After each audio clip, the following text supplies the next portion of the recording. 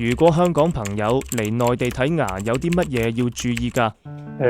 其實我就都係咁講啦，睇多啲視頻就好多。我見到關於呢個即係博瑤呢個口岸嗰啲視頻咧，好多係除咗我哋有好多港人嘅朋友去訪問翻啦，咁同埋又睇到阿蔡醫生佢自己親身去教學啦，即係教翻啲治療嗰啲嘢啦。咁但係反而其他嗰啲咧就冇呢樣嘢咯，所以喺我哋就周圍隨便咁揾咧，最多係知道報價啫。事實就佢做得好唔好，或者嗰個係個效果點咧，就都係未知噶嘛。所以如果自己睇多啲視頻去參考下咧，會好啲，嗰個信心。